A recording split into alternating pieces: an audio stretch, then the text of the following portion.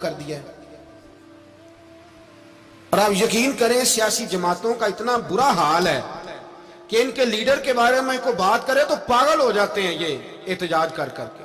اور اس نے ڈائریکٹ کہہ دیا کہ ختم نبوت کا مسئلہ ہی کوئی نہیں، جو دین کی بنیاد ہے، کسی کو پرواہ نہیں۔ مجھے تو ان لوگوں کی فکر ہو رہی ہے جن لوگوں نے انہیں ووٹ دیے ہیں، وہ اللہ کو کیا جواب دیں گے۔ اور یہ اللہ ماشاءاللہ ساری سیاسی جماعتیں اس طرح کی۔ اور میرا وزیر قانون صاحب کو بھی مشورہ ہے کہ زندگی بڑی تھوڑی ہے، بڑی تھوڑی۔ اللہ سب کو معاف کرتا ہے، اپنے رسول کے غداروں کو معاف نہیں کرتا۔ اور یہاں تمہاری گاڑیوں پہ جھنڈے لگے ہوئے ہیں، وہاں بھی تمہارے جھنڈے لگیں گے، پر اس لیے لگیں گے کہ یہ غدار ہیں ناموس رسالت کے، یہ جھنڈے لگیں گے۔ شرم کرو اور ڈر جاؤ، بس کر دو۔ تمہارے منہ میں اب دانت پورے نہیں رہے۔ کوئی شوگر کا مریض ہے تو کوئی بلڈ پریشر کا، تو کوئی ہارٹ کا، تو کوئی کینسر کا۔ شرم کرو اور اپنی قبر کی بھی تھوڑی سی فکر کرو۔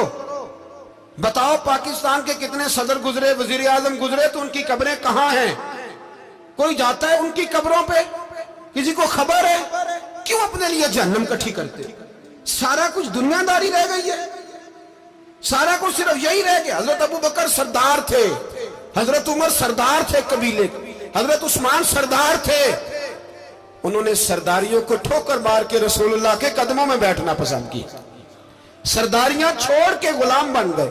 تم سرداریاں بچانے کے لیے رسول اللہ کی غداری کرتے ہو، شرم نہیں آتی؟ اور قوم شکوہ ہے مجھے ان لوگوں سے جو مولوی تو کہہ دیتے ہیں تو سیاست نکار، اور کسی سیاستدان کو منع نہیں کرتے کہ جب تجھے سورت فاتحہ بھی نہیں آتی تو تجھے کس نے اجازت دی ہے اتنی بڑی بات؟ اور میں نے پچھلے سے پچھلے جمعے بھی کہا تھا، پھر کہتا ہوں اور آن دی ریکارڈ کہتا ہوں، مرزائی کل بھی کافر تھے، آج بھی کافر، اور قیامت تک۔ اور جو ان کے کفر میں شک کرے وہ بھی، اور پکا بے ایمان ہے، کافر ہے۔ وہ وزیر قانون ہو یا صوبائی ہو یا وفاقی ہو، من شک فی کفر ہی فقط کفر۔ جو مرزائی کے کفر میں شک کرے وہ بھی کافر ہے۔ ہمارے رسول آخری رسول ہے، ہم کسی کو یہ اجازت نہیں دیں گے کہ وہ ختم نبوت میں رکھڑا ڈالنے کی کوشش کرے۔ ہم کسی کو یہ اجازت ہے۔